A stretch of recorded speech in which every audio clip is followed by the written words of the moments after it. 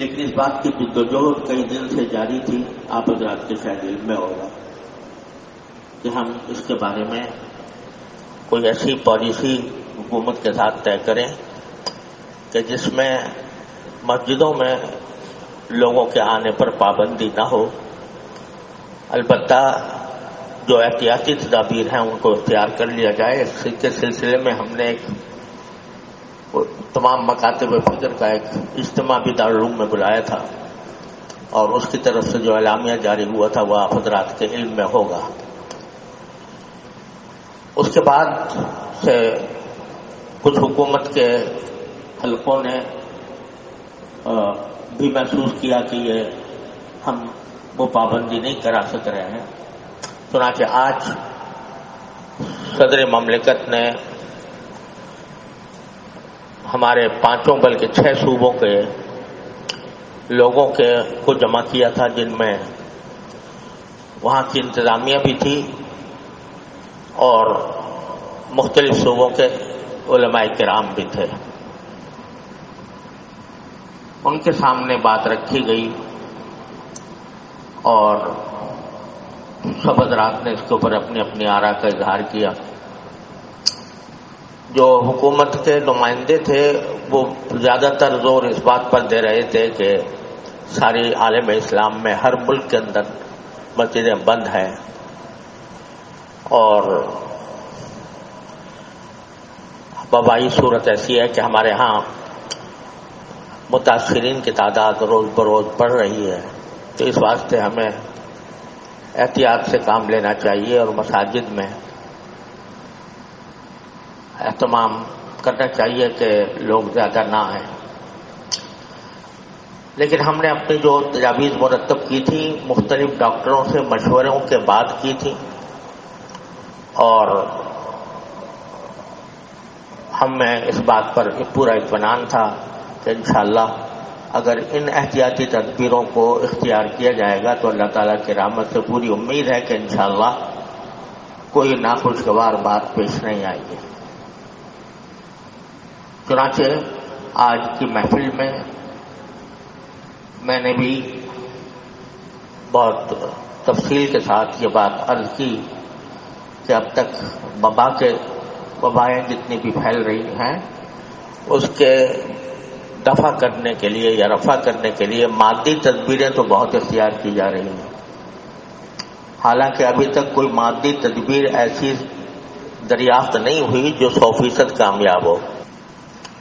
اس لیے اگر ہم مساجد کے اوپر پابندی عائد کریں گے تو رجوع اللہ کے مراکز کو بند کر کے، اور خاص طور سے اب رمضان آ رہا ہے تو اس کے اندر اس کو بند کر کے، سوائے اس کے کہ اللہ تعالیٰ کی طرف سے نحوست کو دعوت دیں، کوئی اور فائدہ نہیں ہوگا۔ اور دوسرے ممالک کی مثال نہ دیں، ہم جانتے ہیں سارے اسلامی ممالک کو، ان کے حالات کو، ہمارے حالات ان سے مختلف ہیں۔ بہرحال اس کو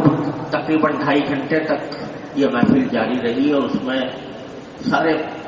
ملک کے لوگوں نے شرکت کی، اس میں ہر طرح کی جماعتیں بھی شامل تھیں۔ مولانا فضل الرحمان صاحب نے اپنے سارے جماعت کے لوگوں کو یہ ہدایت کی تھی کہ میرے بارے میں کہ جو وہ فیصلہ کرے ہمیں وہ منظور ہوگا، اور اس سلسلے میں ہم نے مفتی حضرات سے بھی مشورہ کر لیا تھا کہ کس کس قسم کی پابندی کو ہم قبول کر سکتے ہیں۔ لہذا الحمدللہ اللہ تعالیٰ نے یہ شرف صرف آپ کے ملک کو عطا فرمایا کہ اس وقت دنیا بھر کی مسجدیں بند ہیں، اور اللہ تبارک و تعالیٰ کے فضل و کرم سے اب ہماری مسجدیں کھلیں گی اور کھلی رہیں گی انشاءاللہ۔ لیکن شرط یہ ہے کہ ہم نے جن تجاویز کو پیش کیا تھا وہ خوب سوچ سمجھ کر کیا تھا، مفتی حضرات سے مشورہ کر کے کیا تھا، تو ہم اس کی پابندی کریں۔ اور دوسرا پہلو ہمیشہ پیش نظر رہنا چاہیے کہ بہرحال واقعات تو ہر جگہ پیش آتے ہیں، اگر خدا نخواستہ کسی مسجد کے اندر کوئی واقعہ پیش آ گیا یا ایک سے زیادہ مسجدوں میں آ گیا تو ساری بدنامی اہل دین کے اوپر ڈالی جائے گی، ساری ذمہ داری علماء کرام پر ڈالی جائے گی کہ انہوں نے اجازت دلوائی اور اس کی وجہ سے یہ وبا پھیلی۔ اس وجہ سے بھی ضروری ہے کہ ہم فی نفسی بھی ضروری ہے احتیاط، اور اس لیے بھی کہ اہل دین کی بدنامی نہ ہو۔ لہذا آج سے انشاءاللہ مغرب کی نماز سے باہر کے آدمیوں پر کوئی پابندی نہیں ہوگی، باہر کے آدمی بھی آئیں اور نماز پڑھیں، جماعت میں شریک ہوں۔ البتہ صف بندی کے اندر اس بات کا اہتمام کرنا ہوگا، ہم نے اس بات کا ان سے عہد کیا ہے، اور یہ عہد تمام اہل فتویٰ حضرات سے مشورہ کرنے کے بعد کیا ہے کہ ایک تو دو صفوں کے درمیان ایک صف کا فاصلہ ہوگا، یعنی پہلی صف اگر یہاں ہے تو دوسری صف بیچ میں خالی ہوگی، تیسری صف میں دوسری صف ہوگی۔ دوسرا یہ کہ ایک ہی صف کے درمیان 3 فٹ کا فاصلہ ہوگا، ایک مصلی اور دوسرے مصلی کے۔ ہمارے یہاں بالکل آسان ہے، مصلے بنے ہوئے ہیں تو ایک مصلہ چھوڑ کر صف بنائی جائے گی، ایک مصلے پر آدمی کھڑا ہوگا، برابر والا مصلہ خالی، تیسرے پر پھر آدمی کھڑا ہوگا۔ تو ہمارے یہاں الحمدللہ قدرتی طور پر نشان موجود ہیں، تو اس طرح صف بنائی جائے گی۔ پھر جو پچھلی صف ہوگی اس میں جو مصلہ خالی ہے اگلی صف میں، وہاں آدمی کھڑا ہوگا، اور جہاں آدمی کھڑا ہے اس کے پیچھے جو جگہ ہے وہ خالی ہوگی، یعنی وہاں پر بھی ایک ایک مصلے کا فرق ہوگا، لیکن ایک تکون ہو جائے گی۔ سمجھ آئی نا کہ یہاں مثلا یہ بیٹھے ہیں تو اس کے پیچھے جو جگہ ہوگی وہ خالی ہوگی، اور برابر میں آدمی کھڑا ہوگا، تو جہاں یہ خالی ہے ہمارے آگے، اس طریقے سے صفیں بنائی جاتی ہیں۔ تو مغرب سے اس طرح صف بندی کا اہتمام کیا۔ الحمدللہ ہماری مسجد اللہ تعالیٰ نے بہت وسیع بنائی ہے، اللہ تعالیٰ کا فضل و کرم ہے، اس میں کوئی مسئلہ پیش نہیں آئے گا۔ تو اس لیے مغرب سے صف بندی کا یہ اہتمام کیا جائے، تاکہ ہم یہ بتا سکیں کہ بھئی ہم نے جو کچھ تدبیریں بتائی تھی ہم خود اس پر عمل پیرا ہے۔ دوسری بات یہ کہ سب حضرات سنتیں باہر جا کے پڑھیں، اس کا اہتمام کر لیں۔ ویسے بھی سنتیں گھر میں پڑھنا افضل ہے، مسجد میں افضل نہیں ہے،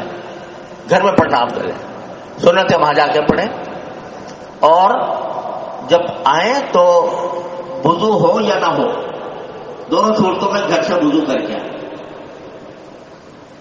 اور ہم کوشش کر رہے ہیں کہ ہم یہاں پر دروازوں پر سینیٹائزر لگائیں گے، وہ ایک محلول ہوتا ہے تو وہ ہاتھوں پہ مل لیا جاتا ہے، تو کوشش کریں گے کہ وہ انشاءاللہ جلد لگ جائے۔ دوسرا یہ کہ جو یہ ماسک ہے حتی الامکان ہر آدمی کوشش کرے کہ وہ جب نماز میں آئے تو یہ ماسک پہن کر آئے، اور ماسک پہن کر ہی نماز پڑھی جائے۔ حتی الامکان جس کے پاس موجود ہے وہ استعمال کرے، جس کے پاس نہیں ہے وہ حاصل کرنے کی کوشش کر لیں۔ یہ تین بنیادی باتیں ہیں، اور یہاں مسجد انتظامیہ کے ذمہ یہ ہے، ماشاءاللہ یہاں پر خدام بہت ہیں، کہ ہر نماز کے بعد فرش کی دھلائی ہوگی، اس طرح دھلائی ہوگی کہ اس میں کلورین ملائی جائے گی۔ کلورین ایک محلول ہوتا ہے، وہ اس میں ملایا جائے گا، ہر نماز کے بعد ہوگی۔ اس کی وجہ یہ ہے کہ جب آدمی سجدہ کرتا ہے تو اگر اس کی کوئی ناک سے یا منہ سے کوئی ریزش خارج ہوتی ہے تو اس کا اثر زمین کے اوپر تقریباً 10 گھنٹے رہتا ہے، اور دوسرا آدمی جب آ کے وہاں پر نماز پڑھے گا تو ہو سکتا ہے کہ اس کو وہ نقصان پہنچ جائے۔ لہذا یہ دریا تو ہوں گی ہی نہیں، قالین بھی نہیں ہوگا، جو اگر لوگ اپنی جانماز لے کر آئیں تو بے شک اپنی جانماز لا کر وہ نماز پڑھ سکتے ہیں جانماز کے اوپر، ورنہ فرش ننگا رہے گا۔ اور ہر نماز کے بعد اس کی دھلائی ہوگی، پوچھا لگا دیں، اور اس میں کلورین ڈال دیں، وہاں سے انتظام کر لو، شرافت سے کہو کہ وہ اس کا انتظام کر لے، ٹھیک ہے؟ تو ہم اپنے سے شروع کرتے ہیں یہ انتظام، تاکہ دوسروں کے لیے بھی وہ مثال بنے۔ اللہ تبارک و تعالیٰ اس میں برکت عطا فرمائے۔ جمعہ بھی ایسا ہی ہوگا، جمعہ بھی اسی طرح ہوگا، اور تراویح بھی انشاءاللہ اسی طرح ہوگی